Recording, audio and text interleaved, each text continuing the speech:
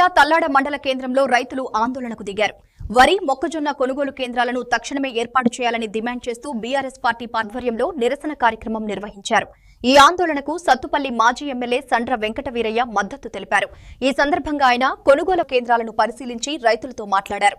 కాంగ్రెస్ ప్రభుత్వం రైతులు పండించిన పంటలను కొనుగోలు చేయడంలో పూర్తిగా విఫలమైందని ఆరోపించారు.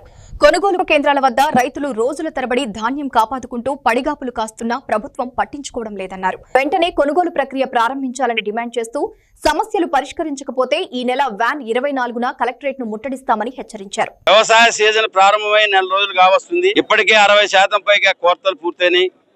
కొన్ని ప్రాంతాల్లో 90% కోతలు పూర్తయినాయి.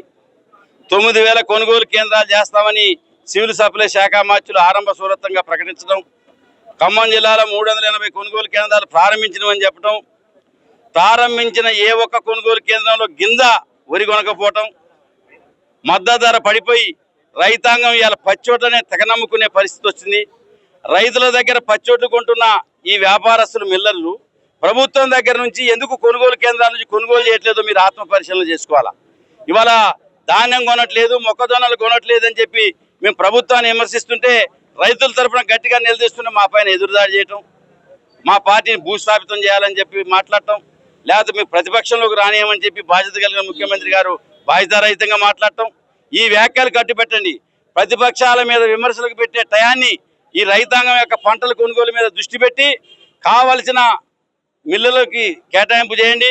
అదేవిధంగా కావలసిన లారీలని ట్రాన్స్పోర్ట్ కొనుగోలు చేయండి.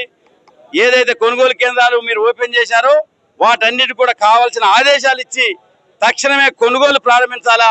లేని ఎడల ఈ నెల 24వ తారీఖున ఈ ప్రభుత్వ నిర్లక్ష్యానికి వ్యతిరేకంగా వరి ధాన్యాన్ని కొనకుండా, మొక్కజొన్నలను కొనకుండా నిర్లక్ష్యంగా వ్యవహరిస్తూ కొనుగోలు కేంద్రాలు ముక్కుబడిగా కంటుతురుపు చర్యగా ప్రారంభించి కొనుగోలు చేయని కాంగ్రెస్ ప్రభుత్వానికి వ్యతిరేకంగా కలెక్టరేట్ ముట్టడి కూడా చేయడానికి వెనకాడమని చెప్పి ఈ సందర్భంగా ప్రభుత్వాన్ని హెచ్చరిక చేస్తున్నాం.